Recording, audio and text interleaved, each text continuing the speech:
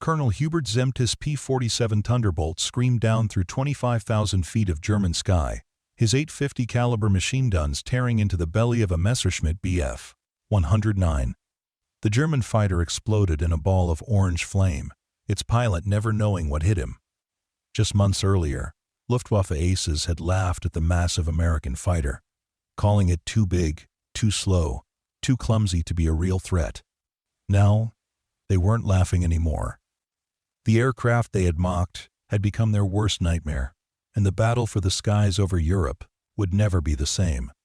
Before we carry on, please hit the subscribe button to make my day, and let me know where you are watching from in the comments. The year 1942 brought dark days for American bomber crews, flying deep into the heart of Nazi Germany. Every mission felt like a death sentence, as waves of Boeing B-17 Flying Fortresses and consolidated B-24 Liberators crossed the English Channel, their crews knowing that German fighters waited by somewhere in the vast blue expanse ahead. The Luftwaffe's seasoned pilots, flying their nimble Messerschmitt Bf 109s and deadly Focke-Wulf Fw 1090, had turned the destruction of American bombers into a deadly R-cross. Form. Major William Henderson gripped the controls of his B-17 as flak bursts peppered the sky around his formation. Through his cockpit window, he could see the industrial sprawl of Bremen growing larger below, smokestacks reaching up like fingers pointing toward their vulnerable bellies.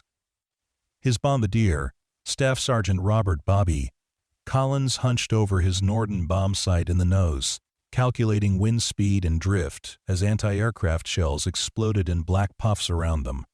The intercom crackled with tension as the crew reported their positions and status. "Tail gunner to pilot, we've got company coming up fast from 6 o'clock low," came the voice of Sergeant Danny Rodriguez, his words tight with controlled fear.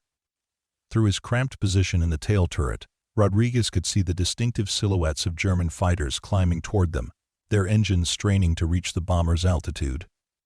The Messerschmitt Bf 109s looked like angry wasps as they closed the distance, their yellow nose cones marking them as veteran pilots from WWII 26, one of the Luftwaffe's most feared brass fighter units.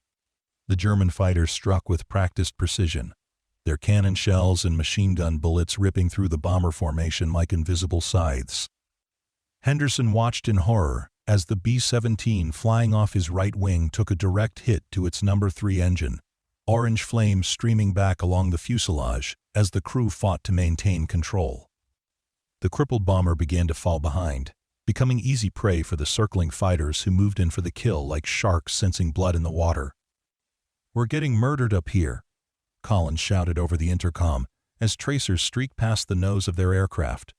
The bombardier had abandoned his sight to man one of the forward-firing guns, adding his firepower to the desperate defense of their formation.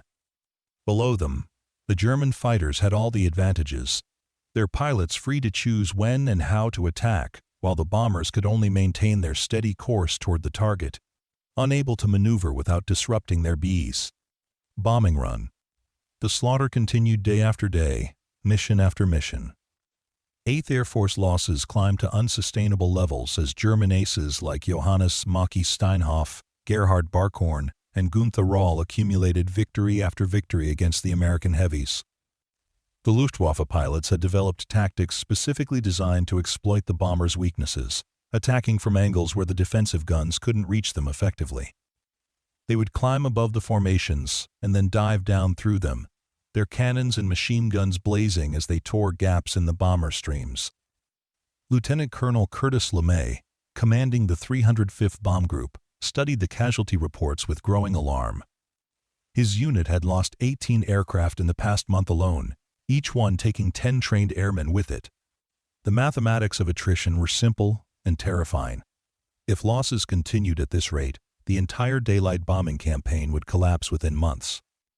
Something had to change, and it had to change soon. The answer came rumbling down the runway at RAF, boxed it on a gray English morning in early 1943. Republic Aviation's P-47 Thunderbolt was unlike any fighter aircraft anyone had seen before, a massive single-seat fighter that weighed over 7 tons when fully loaded. Its enormous radial engine dominated the nose, while its broad wings and substantial fuselage gave it an almost agricultural appearance that immediately drew skeptical comments from both American and German observers. Captain Francis Gabby Gabreski climbed down from the cockpit of his first Thunderbolt and shook his head in amazement. The aircraft was so large, he felt like he was flying a medium bomber rather than a fighter. Its cockpit positioned so far back that forward visibility was limited compared to the sleek fighters he was accustomed to. The P-47 seemed to represent everything a fighter shouldn't be. Big where it should be small, heavy where it should be light, ungainly where it should be graceful. "What do you think of her, Gabby?" asked his squadron commander, Major Gerald Johnson, as they walked around the massive aircraft together. Johnson had been flying fighters since before the war, cutting his teeth on the nimble Curtiss P-40 Warhawk, and the transition to the Thunderbolt represented a complete philosophical shift in fighter design and tactics. "Honestly, sir, she looks like a freight train with wings," Gabreski replied, running his hand along the aircraft's thick wing root. "I'm not sure how we're supposed to dogfight with the Germans in something this big." His concerns were shared by pilots throughout the 8th Air Force fighter groups as they began converting to the new aircraft. Many had expected to receive the North American P-51 Mustang, which looked more like a traditional fighter with its sleek lines and obvious speed. The skepticism wasn't limited to American pilots. German intelligence officers studying photographs of the new American fighter dismissed it as a ground attack aircraft that posed little threat to their seasoned pilots.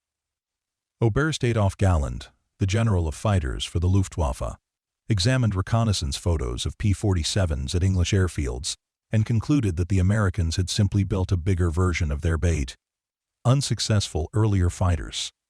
The aircraft's size and weight suggested it would be easy prey for the nimble Messerschmitts and Focke-Wulfs that had been dominating the skies over Europe. Major Günther Rall, one of Germany's highest-scoring aces with over 200 victories to his credit, laughed when he first saw intelligence reports about the P-47. "Look at this monster," he told his fellow pilots at a briefing in their squadron ready room. "The Americans have built a flying warehouse, and they expect it to fight our 109s. We'll shoot them down like sitting ducks." His confidence was shared throughout the Luftwaffe fighter force, which had grown accustomed to easy victories against earlier American fighters that lacked the performance to compete at high altitude. But inside the P-47's massive frame lay something the Germans hadn't anticipated. Pratt Whitney's RTU-1800 double wasp engine, 18 cylinders of raw power producing over 2,000 horsepower, was mated to a sophisticated turbo-supercharger system that gave the aircraft exceptional performance at the very altitudes where the bombers flew their missions. Unlike the mechanically supercharged engines in German fighters, which lost power as they climbed higher, the P-47's turbo system actually allowed it to maintain full power all the way up to 30,000 feet and beyond. Colonel Hubert Zemke was among the first American pilots to understand what they really had in the Thunderbolt. A pre-war racing pilot who had learned to fly in the Army Air Corps, Zemke possessed the analytical mind needed to unlock the aircraft's potential. He spent hours studying the P-47's performance charts and conducting test flights to understand its capabilities and limitations. What he discovered changed everything about how American fighters would engage the enemy. The key was altitude. While German fighters retained their traditional advantages in turning ability and initial acceleration at lower altitudes, the P-47 became a different aircraft entirely above 25,000 feet. Its turbo-supercharged engine gave it a significant power advantage over the mechanically supercharged German fighters, translating into superior climbing ability and sustained speed at bomber altitudes. More importantly, the Thunderbolt could maintain this performance advantage throughout the combat zone, giving American pilots the initiative for the first time in the European Air War. Zemke developed tactics that played to these strengths while avoiding the P-47's weaknesses. Instead of engaging German fighters in traditional turning dogfights, where the lighter enemy aircraft held the advantage, Thunderbolt pilots would use their altitude and speed advantages to conduct slashing diving attacks. They would climb high above the bomber formations, wait for German fighters to attack, then dive down at tremendous speed to engage them. The 850 caliber Browning machine guns mounted in the PF-47's wings delivered devastating firepower that could destroy enemy aircraft with short, precise bursts. "Remember, gentlemen, we're not flying Spitfires," Zemke told his pilots during a briefing at their base in England. "Don't try to turn with the Germans because you'll lose every time. Use your speed, use your climb rate, use your firepower. Hit them hard and fast, then use your power to disengage and set up for another attack." The colonel's tactical innovations would soon spread throughout the 8th Air Force fighter groups, as other commanders recognized their effectiveness.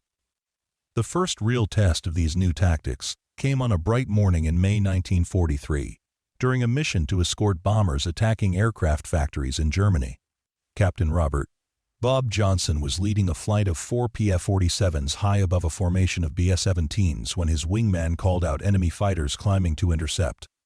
Below them, a dozen Messerschmitt Bf-109s from WWII II were positioning themselves for an attack on the bombers, their pilots confident in their ability to scatter the escort and get at the vulnerable Sal. Heavies. Johnson watched the German fighters through his gun sight, calculating angles and distances as they climbed toward the bombers. The 109s were still several thousand feet below his flight when he made his decision. "Farm boy leader to flight, we're going down. Stay with me and keep your speed up."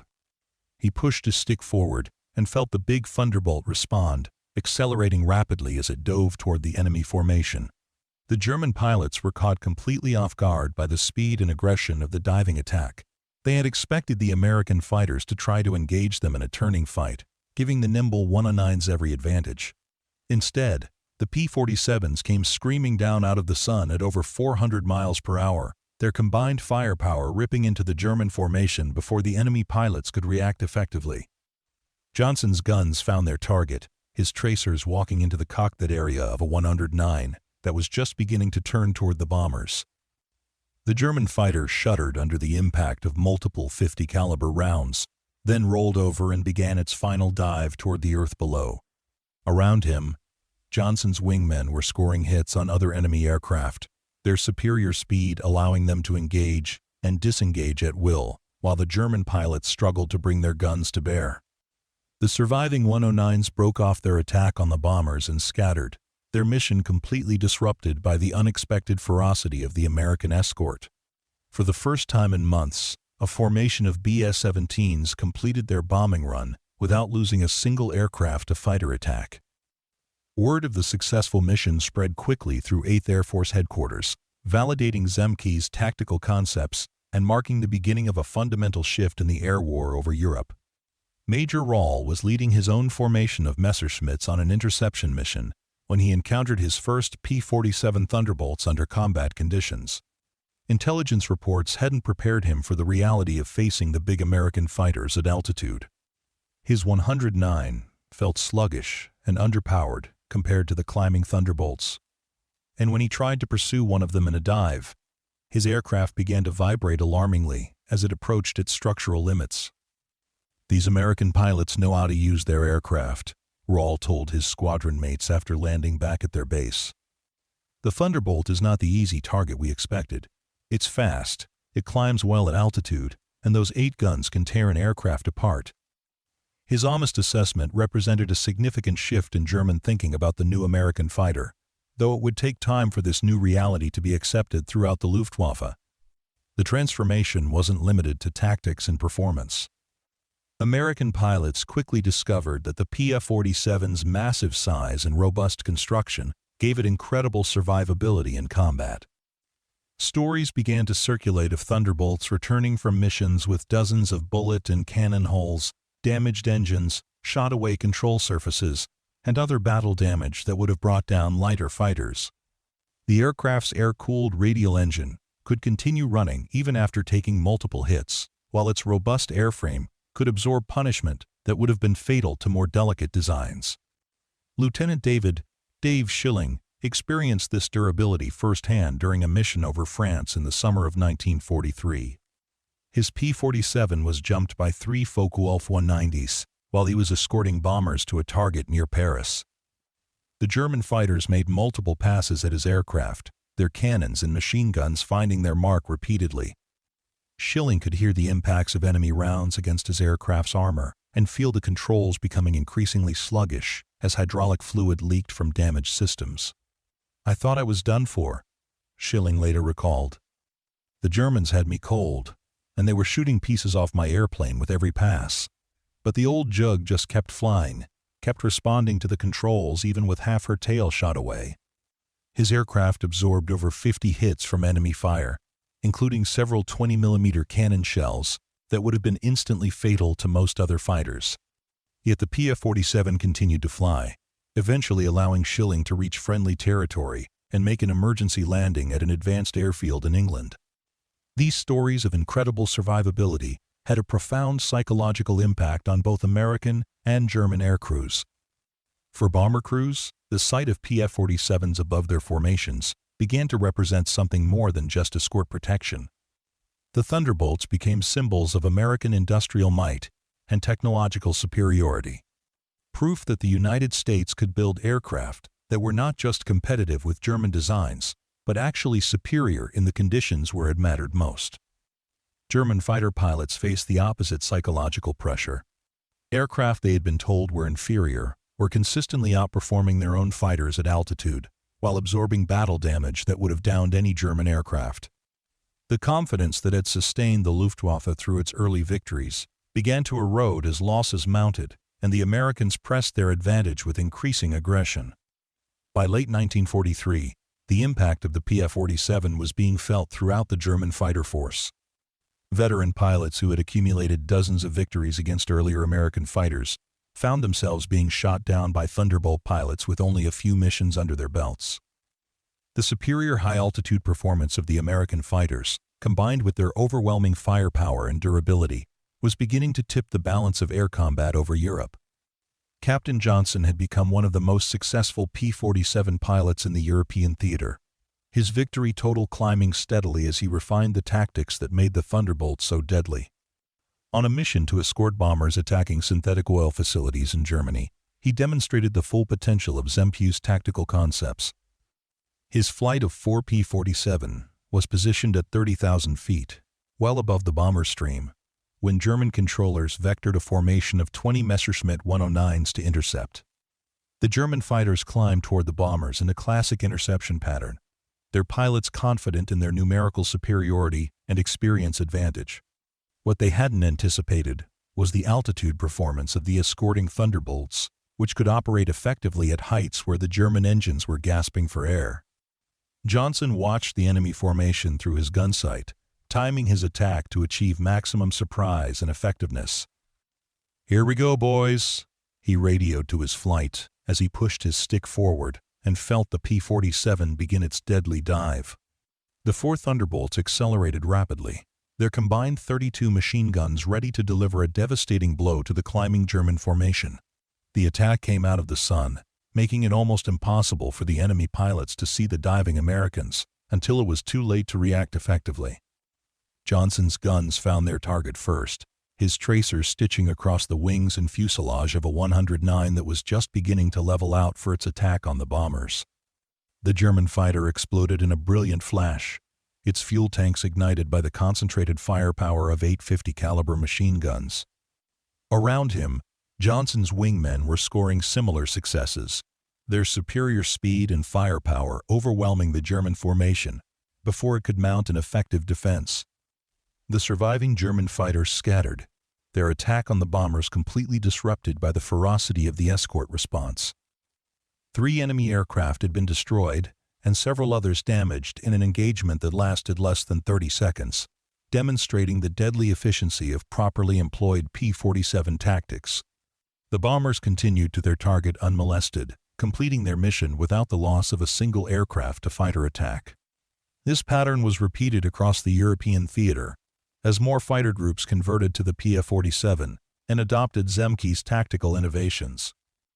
German fighter units that had grown accustomed to easy victories against American bombers found themselves facing an increasingly deadly and determined opposition. The Luftwaffe's kill ratios began to decline dramatically as P-47 pilots gained experience and confidence in their aircraft's capabilities.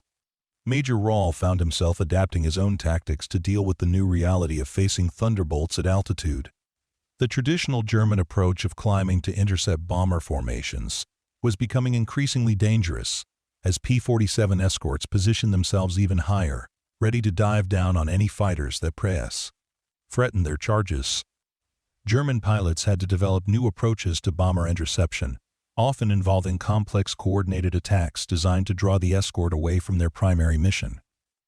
"We can no longer treat the Americans as easy targets," Rall told his pilots during a briefing in late 1943. "Their new fighter is formidable at altitude, and their pilots are learning to use its strengths effectively. We must be smarter, more careful, more precise if we want to survive these encounters."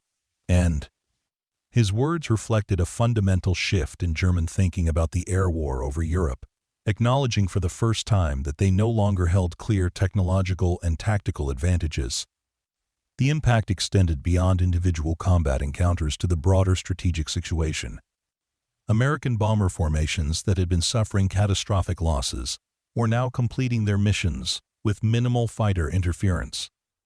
Industrial targets throughout Germany were being systematically destroyed as the combined bomber offensive gained momentum, supported by increasingly effective fighter escort that neutralized the Luftwaffe's ability to interfere.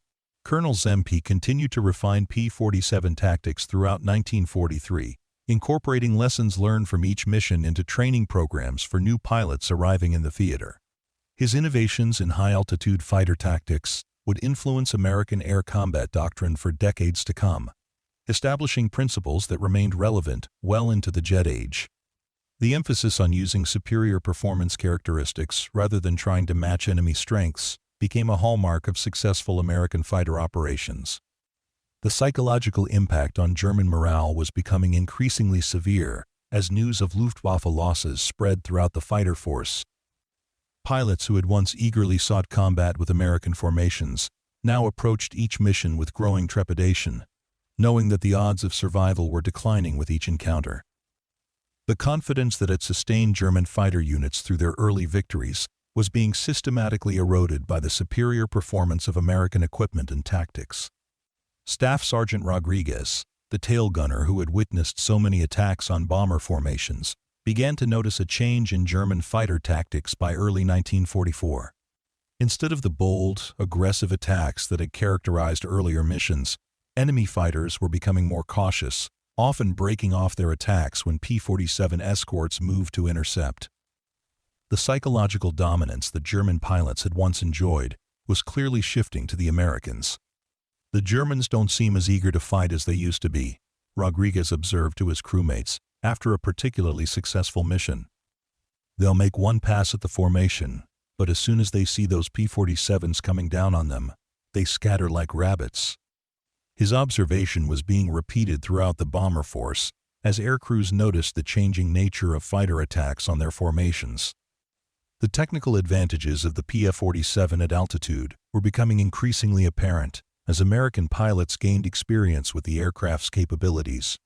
The turbo-supercharged engine that had initially been viewed with skepticism was proving to be one of the most significant technological advances in fighter aviation. Unlike the mechanically supercharged engines used in most German fighters, the P-47's power plant actually performed better at high altitude, giving American pilots a decisive advantage in the grand flight envelope where bomber escort missions were fought. Captain Dobreski, who had initially been skeptical of the P-47's capabilities, became one of its most effective practitioners as he learned to exploit its unique characteristics.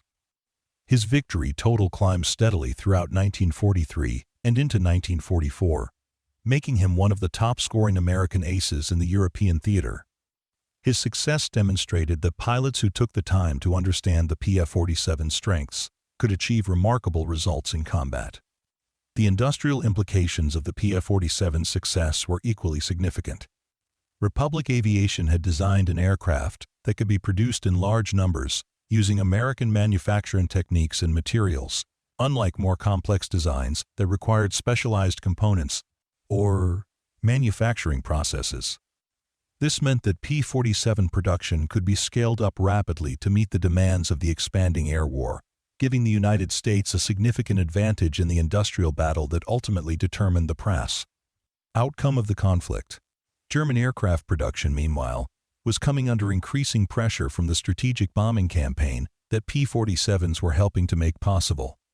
Factories that had once produced hundreds of fighters per month were being systematically destroyed or damaged, while the supply of critical materials needed for aircraft construction was being disrupted by attacks on transportation networks and raw material sources. The cumulative effect of these factors was becoming apparent to German commanders by the spring of 1944. Luftwaffe fighter strength was declining both in absolute numbers and in pilot quality, as experienced veterans were shot down and replaced by hastily trained newcomers who lacked the skills needed to survive against increasingly capable American opposition. The air superiority that had once seemed assured was slipping away, with potentially catastrophic implications for Germany's ability to defend itself against invasion. General Galland, reviewing intelligence reports on American fighter operations, was forced to acknowledge that the Luftwaffe had seriously underestimated the P-47 Thunderbolt. What had initially appeared to be an ungainly and ineffective design was proving to be one of the most successful fighters of the war, combining superior high-altitude performance with devastating firepower and exceptional durability. German pilots who had once dismissed it as an easy target were now learning to respect and fear its capabilities.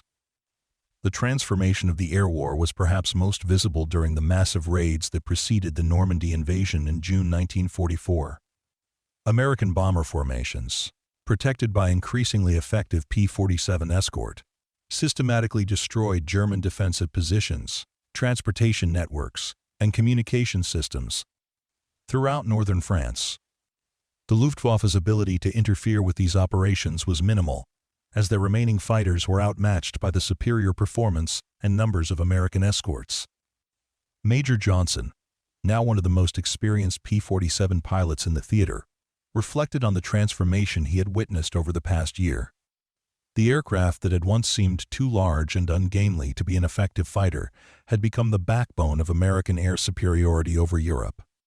German pilots who had once attacked with confidence and aggression now approached bomber formations with obvious reluctance, knowing that P-47 escorts held overwhelming advantages in the high-altitude combat environment.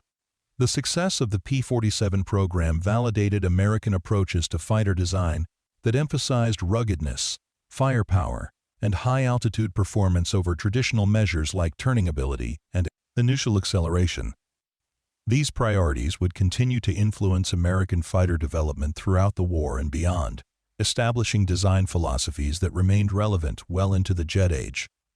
By the summer of 1944, the transformation of the air war over Europe was complete. American bomber formations that had once suffered catastrophic losses were now operating with virtual impunity, protected by P-47 escorts that had neutralized the Luftwaffe's ability to interfere effectively. The industrial heart of Germany was being systematically destroyed, while German fighter units struggled to maintain even minimal operational capability against increasingly overwhelming American morale. Advantages. The psychological impact on German morale extended far beyond fighter units to the entire military establishment. The failure to stop American bombing raids demonstrated clearly that German air defenses were no longer adequate to protect the homeland from attack. This realization had profound implications for German strategy and morale, as it became apparent that the war could no longer be won through military means alone. Lieutenant Schilling, whose Pe-47 had absorbed so much battle damage earlier in the war, now found himself leading missions deep into Germany, where Luftwaffe resistance was minimal and ineffective. The transformation from desperate defensive missions to routine offensive operations demonstrated clearly how completely the balance of air power had shifted in favor of the Americans.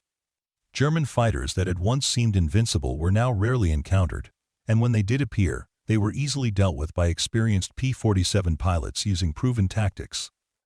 The success of the Thunderbolt program also demonstrated the importance of understanding an aircraft's true capabilities rather than relying on superficial impressions. German intelligence officers who had dismissed the P-47 based on its appearance had made a critical error that contributed significantly to the Luftwaffe's defeat. American pilots who had initially been skeptical of the aircraft's potential had learned to exploit its unique advantages, transforming what appeared to be a liability into a decisive strategic advantage. Colonel Zemke, reflecting on his role in developing P-47 tactics, recognized that the aircraft's success had depended as much on innovative tactical thinking as on superior technology. The combination of the right aircraft, the right tactics, and properly trained pilots had created a synergistic effect that multiplied the P-47's impact far beyond what might have been expected from its PAD-EA. Individual characteristics. As 1944 drew to a close, the air war over Europe had been decisively won by American forces, with the P-47 Thunderbolt playing a central role in achieving air superiority. German fighter resistance had been reduced to token levels, while American bomber formations operated with virtual impunity throughout German airspace. The industrial capacity that had once made Germany a formidable opponent was being systematically destroyed, hastening the eventual collapse of the Nazi war machine. The lessons learned from P-47 operations would influence fighter tactics and aircraft design for generations to come. The emphasis on high-altitude performance, heavy firepower, and rugged construction became hallmarks of successful fighter design, while the tactical innovations developed by pilots like Zemke established principles that remained relevant well into the modern era. Major Rall, one of Germany's most successful fighter pilots, was forced to acknowledge that the aircraft his side had initially dismissed as ineffective had become the instrument of the Luftwaffe's defeat. The P-47 Thunderbolt, derided as too large and ungainly to be a serious threat, had proven itself to be one of the most successful fighters of World War II. Combining technological superiority with innovative tactics to achieve decisive results in the battle for air supremacy over Europe. The transformation from skepticism to respect, from dismissal to fear, represented one of the most dramatic reversals of fortune in aviation history. An aircraft that had been written off by both sides had become the weapon that broke the back of German air power, paving the way for the Allied victory that followed. The P-47 Thunderbolt had indeed proven that appearances could be deceiving, and that understanding an aircraft's true potential required looking beyond surface characteristics to the fundamental capabilities that determine success in combat. The winter of 1944 brought new challenges as the Luftwaffe attempted desperate measures to regain air superiority over their homeland. General Galland had convinced his superiors to concentrate their remaining experienced pilots into elite units equipped with the latest German fighters, hoping that superior training and new technology could offset the Americans' numerical and tactical advantages. These Sturmgruppen, or assault groups, were tasked with breaking through P-47 escort screens to reach the bomber formations, regardless of losses. Captain Klaus Weber had been selected for one of these elite units after accumulating over 40 victories flying Messerschmitt 109s and Focke-Wulf 190. Now, he found himself strapping into the cockpit of a heavily armored Fw-190A8, its additional armor plating and reinforced structure designed specifically for head-on attacks against A. American bombers.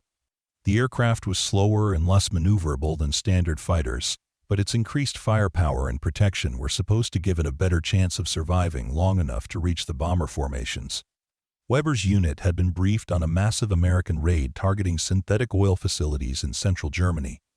Intelligence reports indicated that over 800 B-17s and B-24s would be crossing German airspace, escorted by an estimated 300 P-47 Thunderbolts and P-51 Mustangs.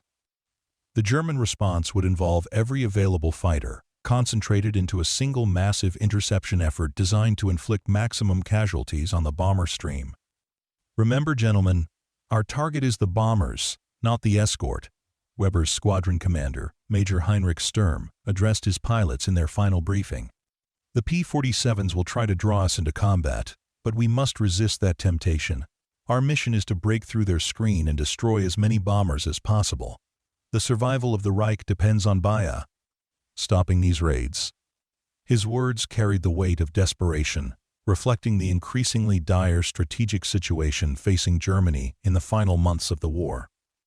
Above the German countryside, Colonel Zemke was leading his own formation of P-47 AA's toward the rendezvous point with the bomber stream, His aircraft had been modified with additional fuel tanks, extending its range deep into German territory, where the heaviest fighting was expected.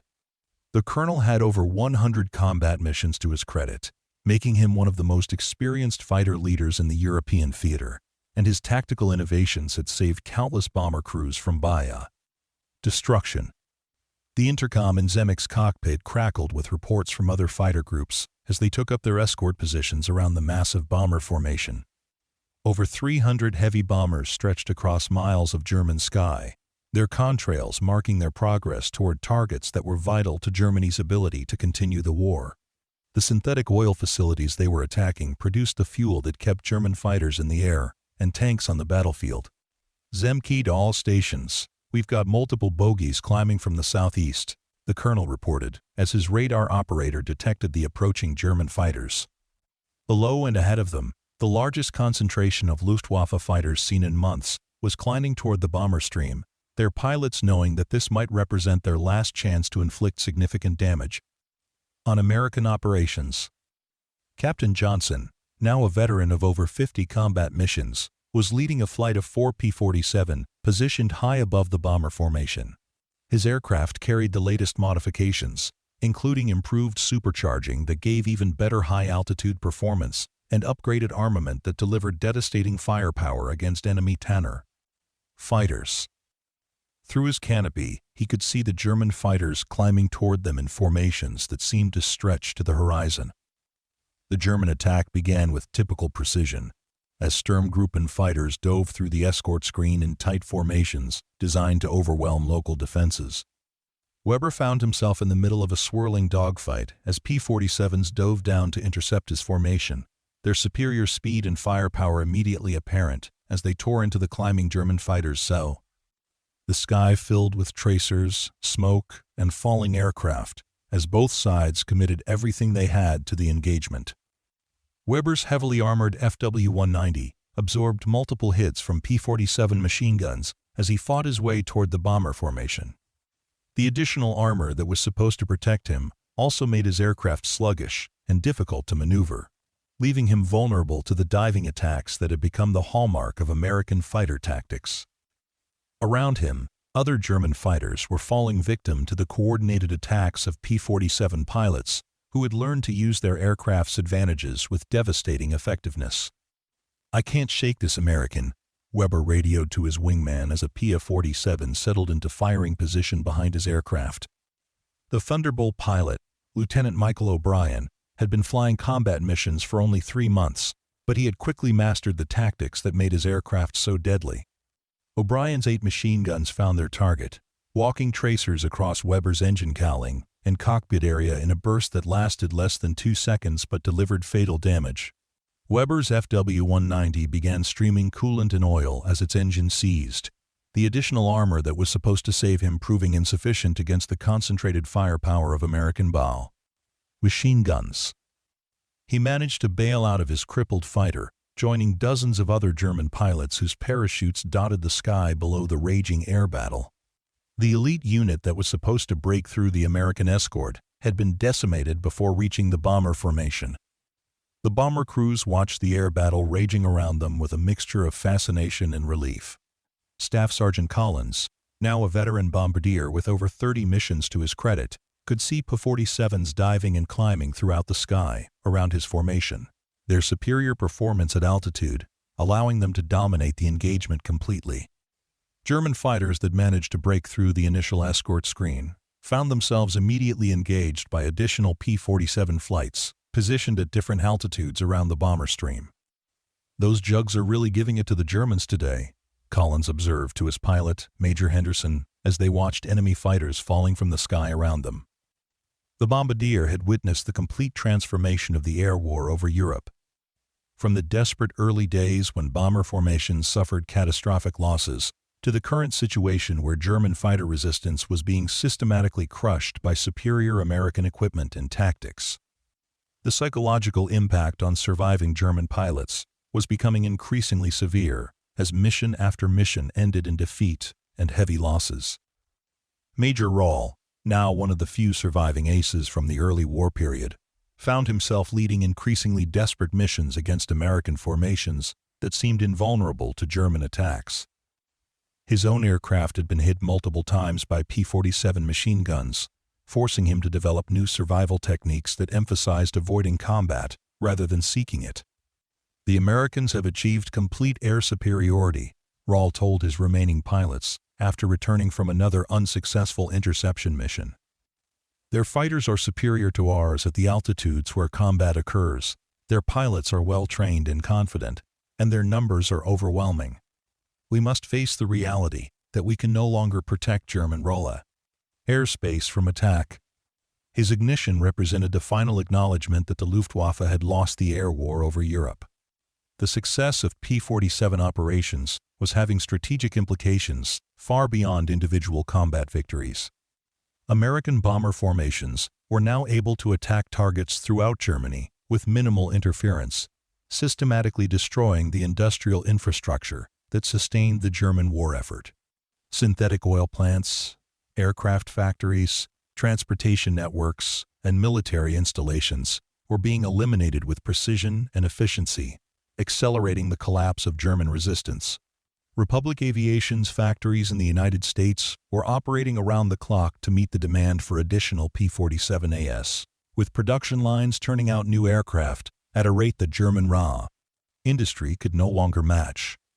The industrial advantage that had once favored Germany was now decisively in American hands. As factories that had been converted to military production were producing aircraft, engines, weapons, and equipment in quantities that overwhelmed German defensive capabilities. Captain Dobreski, who had overcome his initial skepticism about the P-47 to become one of its most successful practitioners, was now leading entire squadrons of Thunderbolts deep into German territory. His victory total had climbed to over 25 enemy aircraft destroyed, making him one of the top American aces in the European theater. More importantly, his success demonstrated that the P-47's capabilities could be mastered by pilots willing to adapt their tactics to the aircraft's unique characteristics.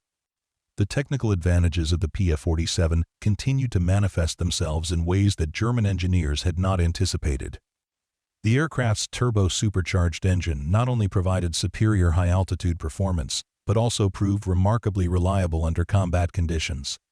Unlike the complex mechanical systems used in German fighters, the P-47's power plant could operate effectively even after sustaining battle damage, giving American pilots significant survivability advantages in combat.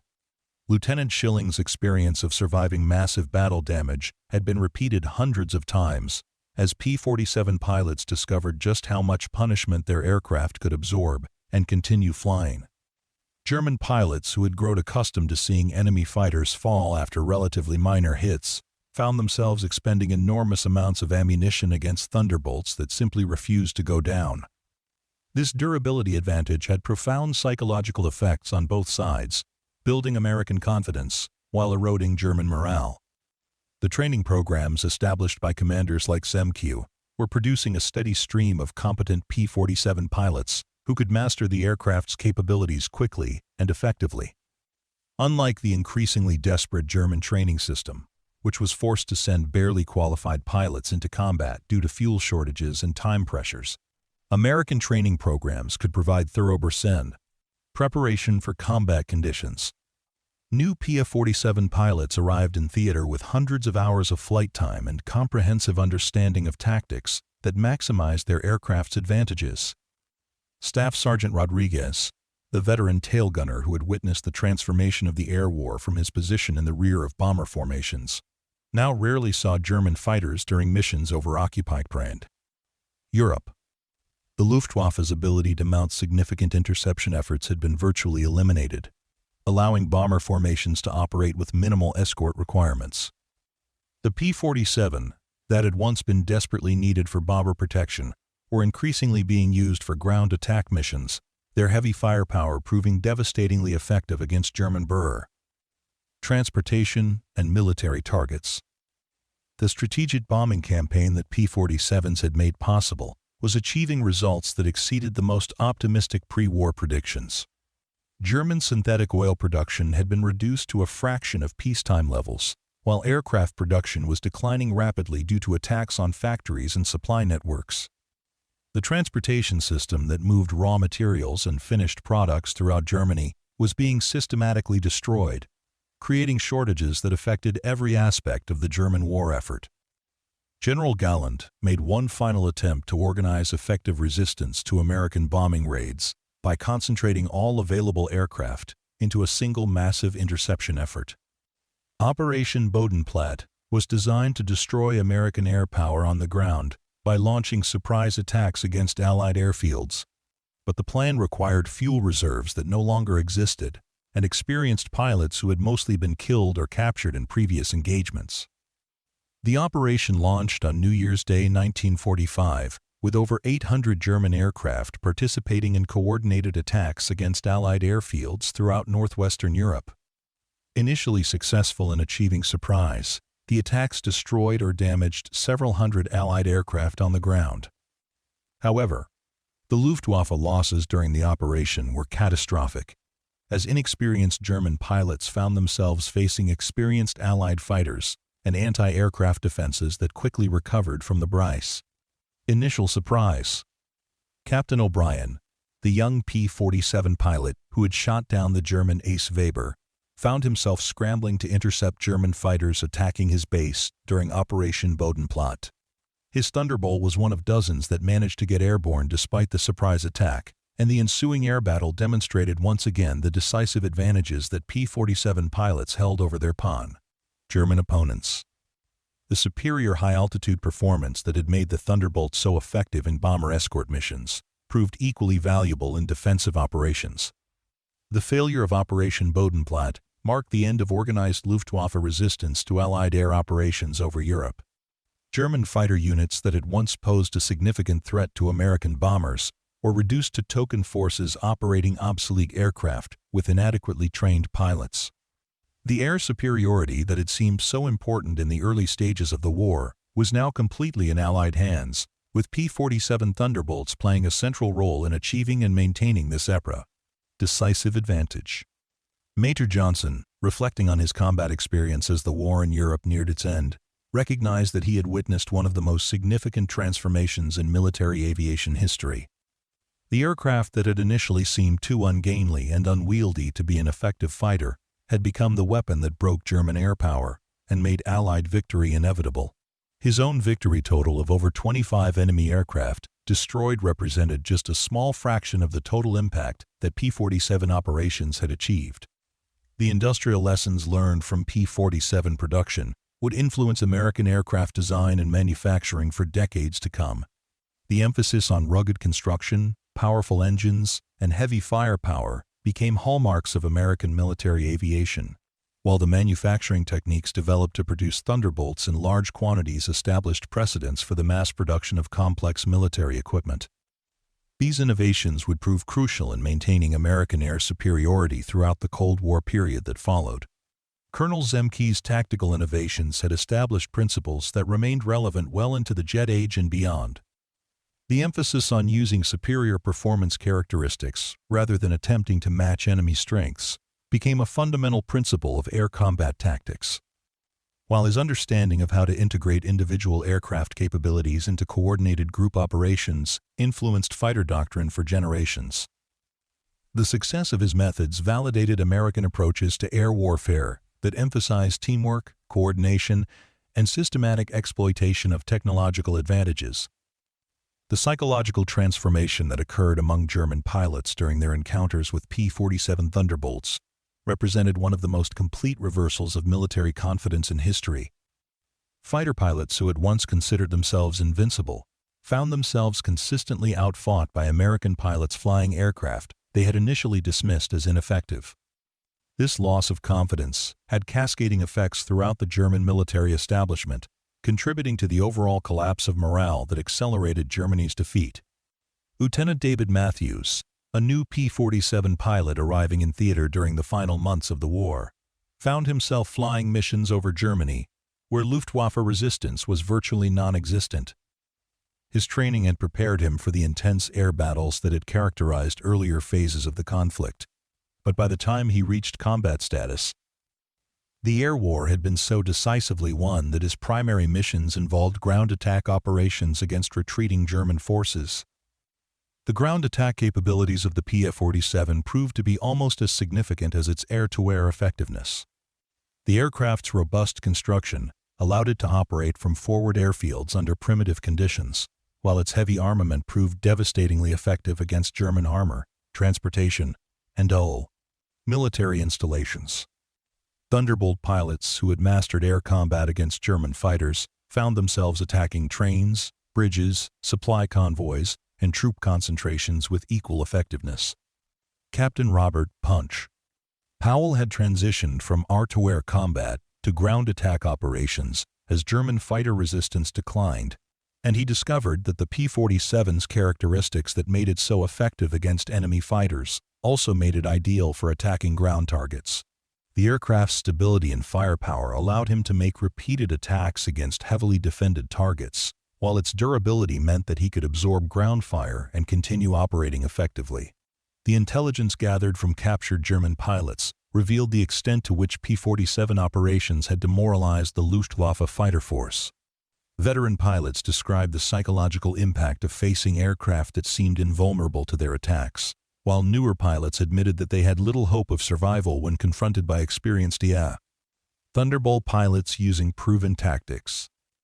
This intelligence confirmed what American commanders had observed about the declining effectiveness of German air defenses. Major Sturm, the German squadron commander who had led the desperate Sturmgruppen attacks, was among the pilots captured during the final months of the war. His interrogation revealed the extent to which German fighter tactics had been forced to adapt to the reality of P-47 superiority.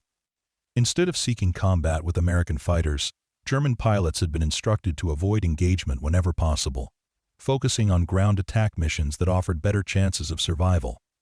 The technological superiority of the P-47's turbo-supercharged engine had implications that extended far beyond its immediate combat effectiveness. The experience gained from operating these complex systems under combat conditions provided valuable data for post-war engine development, while the manufacturing techniques developed to produce them in large quantities established American leadership in advanced propulsion technology. These advantages would prove crucial in the development of jet engines and rocket propulsion systems. The success of the P-47 program also validated American approaches to aircraft development that emphasized practical effectiveness over theoretical performance. While German engineers had focused on achieving maximum performance in specific flight regimes, American designers had created an aircraft that was effective across a wide range of operating conditions.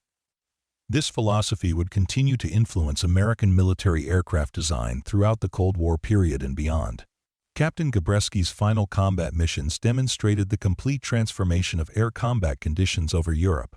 Flying deep into Germany without encountering enemy fighters, his squadron was able to attack ground targets with virtual impunity, their P-47s proving as effective in the ground attack role as they had been in air-to-air combat. The versatility that had been built into the aircraft from its original design was now being fully exploited as the air war evolved into a ground support mission. The maintenance and logistics advantages of P-47 operations were becoming increasingly apparent as the war progressed. The aircraft's robust construction meant that it could operate from forward airfields under conditions that would have grounded more delicate fighters. While its reliable engine required less maintenance than the complex power plants used in German aircraft, these practical advantages were crucial in maintaining high operational readiness rates during intensive combat operations.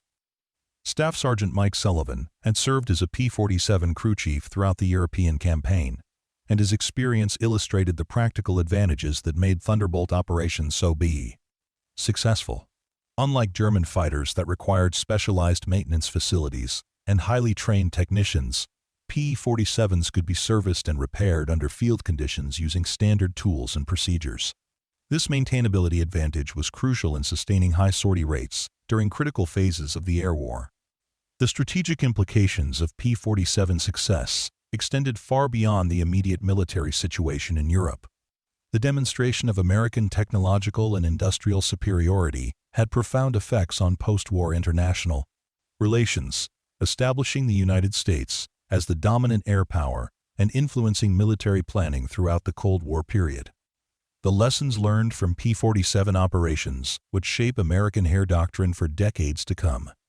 Colonel Francis "Dabby" Gabreski, reflecting on his transformation from skeptical pilot to successful P-47 ASE, recognized that the aircraft had taught him valuable lessons about the importance of understanding and exploiting technological advantages. His success in combat had depended on learning to use the P-47's unique characteristics effectively, rather than trying to force it to perform like other fighters. This experience would influence his approach to military aviation throughout his post-war career. The final months of the war in Europe saw P-47 Thunderbolts operating with complete freedom throughout German airspace, their pilots confident that enemy fighter resistance would be minimal and SEA ineffective. The aircraft that had once struggled for acceptance among American pilots had become the symbol of Allied air superiority, its distinctive silhouette representing hope for bomber crews and terror for remaining German brick defenders. Major Heinrich Weber, the German pilot who had been shot down by Lieutenant O'Brien during one of the final major air battles, spent his captivity reflecting on the technological and tactical factors that had led to German defeat. His analysis, shared with Allied intelligence officers, confirmed that the P-47's superior high-altitude performance had been the decisive factor in achieving air superiority over Europe. The aircraft's combination of speed, firepower, and durability at bomber altitudes had simply overwhelmed German defensive capabilities.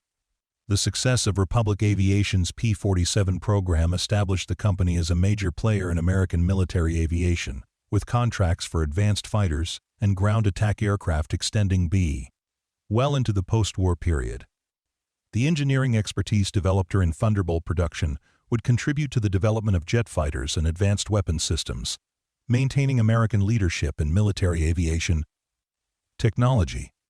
Lieutenant Colonel Curtis LeMay, whose bomber crews had suffered such heavy losses in the early days of the European Air War, witnessed the complete transformation of strategic bombing operations as PA-47 escort became standard. His formations now operated with casualties, rates that were a fraction of earlier levels, allowing the systematic destruction of German industrial and military targets that made Allied victory inevitable. The human cost of achieving air superiority had been significant, with hundreds of P-47 pilots killed or captured during combat operations. However, their sacrifice had saved thousands of bomber crew lives, while making possible the destruction of German war-making capability. The courage and skill of Thunderbolt pilots had been crucial in achieving the air superiority that made victory in Europe possible.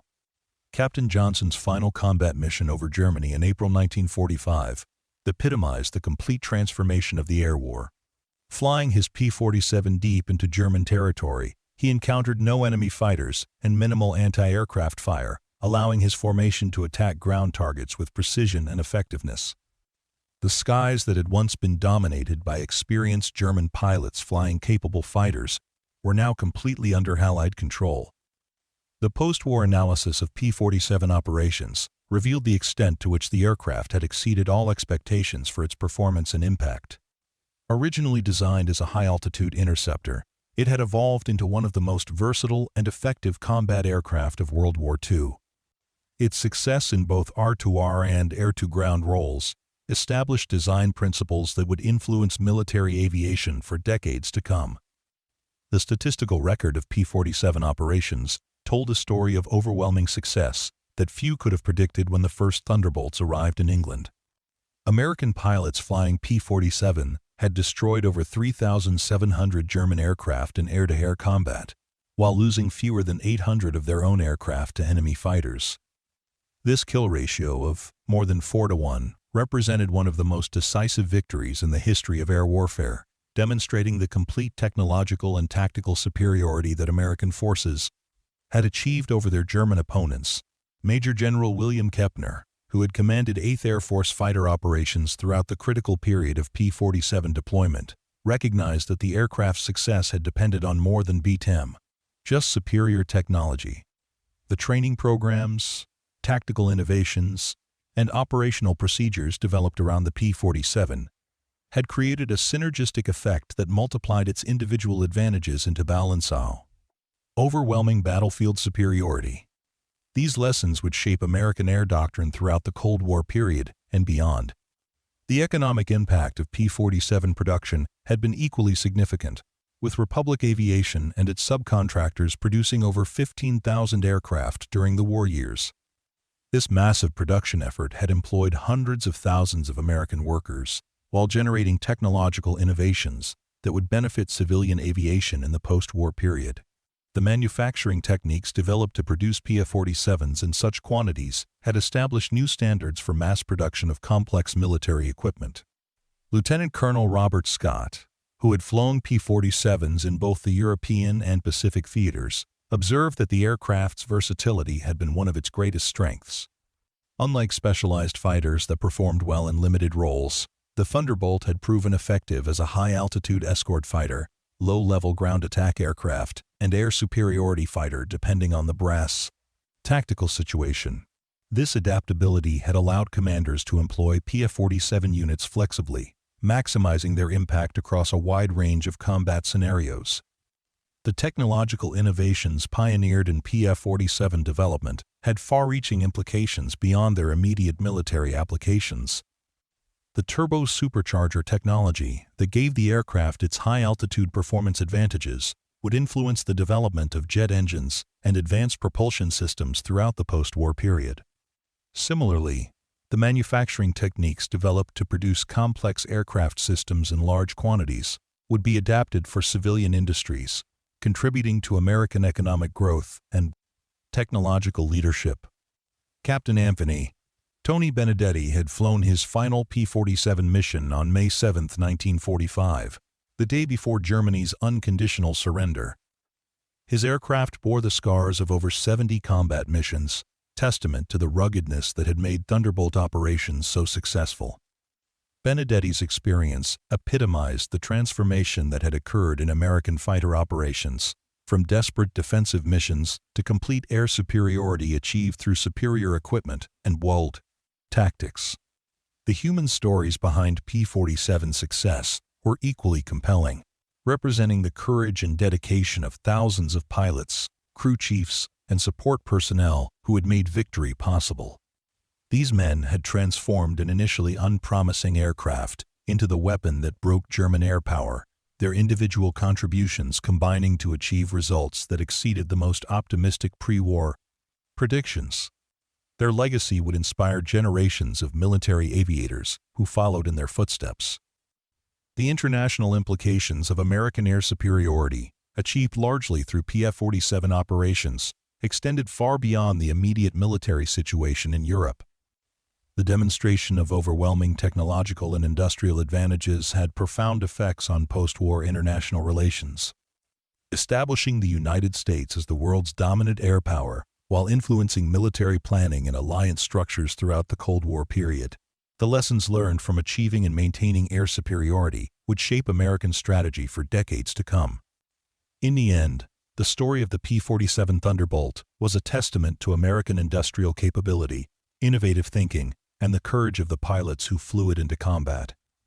From its unpromising beginnings as an aircraft that impressed no one, it had evolved into the weapon that helped win the war in the skies over Europe, ensuring that the massive invasion of Nazi-occupied territory could proceed without effective air opposition.